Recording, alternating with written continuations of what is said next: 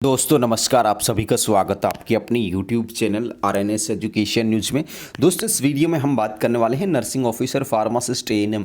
तो दोस्तों ये जो 3 भर्तियों के जो फॉर्म भरे जा रहे हैं, इसमें आप लोगों ने आज अखबार में एक न्यूज़ देखी होगी, ठीक है। और उस न्यूज़ को देखने के बाद टेंशन में आ गए काफ़ी सारे लोग, क्योंकि उसमें लिखा ही कुछ ऐसा गया था कि समझ में नहीं आ रहा आखिर है क्या। तो RNS एजुकेशन न्यूज़ तो है ही आप सबके लिए अवेलेबल हर वक्त। जो भी आपकी परेशानी होती है मैं अपने तरीके से सॉर्ट आउट करने की कोशिश करता हूँ। तो बीच भर्ती में एक नया नियम यहाँ पर इन्होंने लागू किया है। और वो नया नियम क्या है, सबसे पहली बात तो बता दूँ कि उस बात को लेकर के, उस नियम को लेकर के, उस खबर को लेकर के पैनिक नहीं होना किसी को भी, ठीक है। किसी को खास फ़र्क नहीं पड़ रहा है उससे, बल्कि फ़ायदा ही है ऐसे लोगों के लिए जो कहीं ना कहीं उस नियम की वजह से नौकरी नहीं लग पा रहे थे। तो बहुत अच्छा नियम, प्रशंसा हम करेंगे। यहाँ पर चिकित्सा विभाग की भर्तियों में से जोड़ा गया है और इसे खास फ़र्क भी नहीं पड़ रहा है। 0% पॉइंट जो आते हैं भाई, गणित कमज़ोर है तो उतना ही असर पड़ेगा, इसका कोई बड़ी वजह है नहीं। सबसे पहले तो आपने ये खबर देखी होगी साथियों, ठीक है ना, क्योंकि मैं सुबह 6 बजे ही देख लेता हूँ जब पेपर्स आते हैं। तो मुझे ये सारे के सारे न्यूज़पेपर्स कटिंग करनी होती है, जो जो खबरें आती हैं। लेकिन क्या होता है कि उस टाइम पे भेज नहीं सकता, नहीं तो सबसे पहले भेज दूँ। तो कटिंग करते करते 30-40 खबरें हर ज़िले के अखबारों को देखना होता है, ई पेपर को, और फिर ये खबरें हमको मिलती हैं। तो हालांकि आपने तो पहले देख लिया होगा, लेकिन मेरा सबसे पहले काम होता है टेलीग्राम पर सारी की सारी न्यूज़ पोस्ट करना और फेसबुक पेज पर इनको अपलोड करना, 30-40 खबरें जो भी होती हैं। तो अब यहाँ पर इन्होंने एक जारी किया है कि नर्सिंग ऑफिसर, फार्मासिस्ट और महिला स्वास्थ्य कार्यकर्ता भर्ती 2023 हेतु आवश्यक सूचना।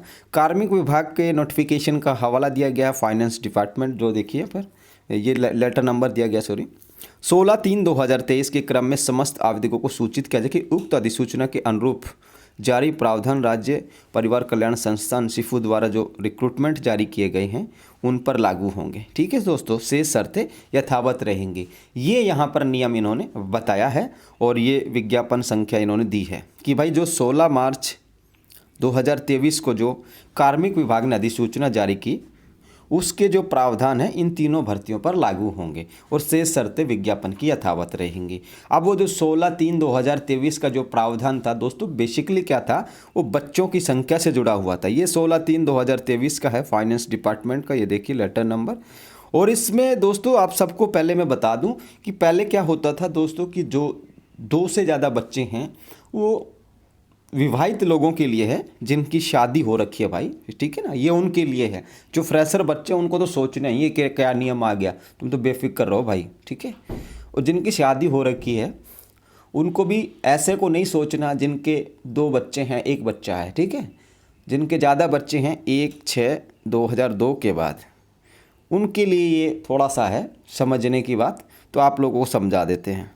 ये यहाँ पर दोस्तों नियम बताया गया है और इस नियम में 2 से अधिक संतानों वाले अभ्यर्थी नियुक्ति के लिए तब तक निर्हित नहीं समझा जाएगा जब तक उसकी संतानों की संख्या में जो 1 जून 2002 को है बढ़ोतरी नहीं होती है, ठीक है। तो ये यहाँ पर इन्होंने बताया है।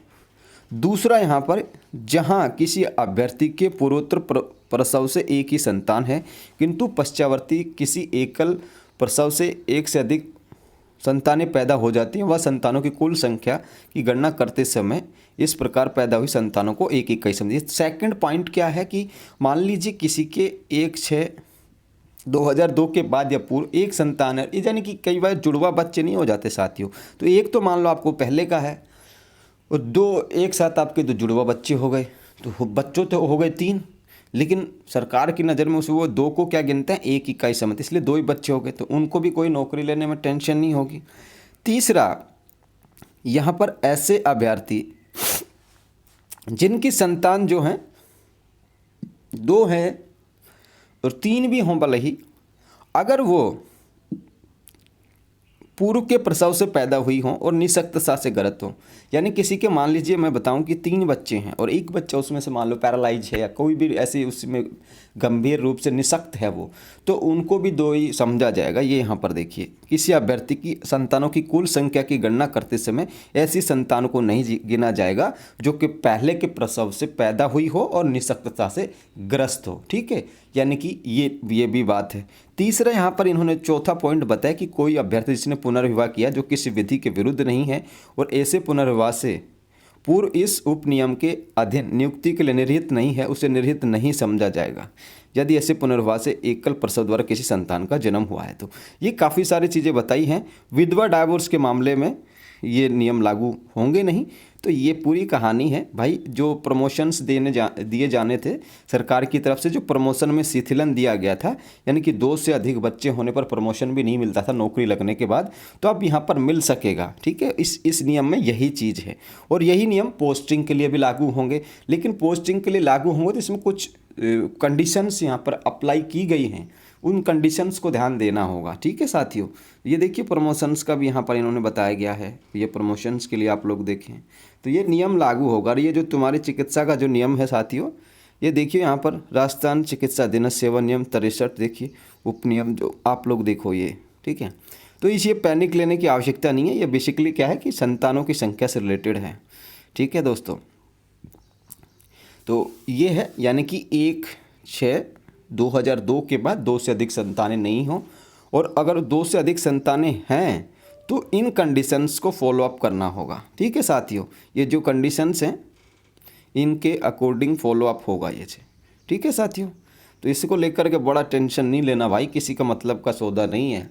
ठीक है, तो आप लोग ध्यान रखिएगा, ये कोई बड़ी बात है नहीं, कोई बड़ा नियम नहीं है, ऐसा कोई चीज़ें भी नहीं है इसमें कि भाई इससे कोई टेंशन हो जाएगी किसी को। ठीक है, आप लोग टेंशन ना लिया करें। आरएनएस है तो आप लोगों के समझिए कि सब कुछ है। ठीक है, तो चैनल पर और मुझ पर प्यार बनाए रखिए और इस वीडियो को शेयर कीजिए।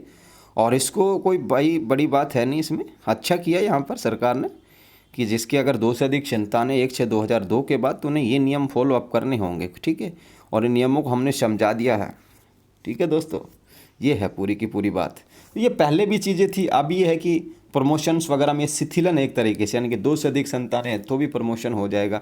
नियुक्ति के मामले में इनके ये 4-5 पॉइंट हैं। तो ये जानकारी है साथियों। फिलहाल इस वीडियो में इतना ही। जय हिंद, जय भारत।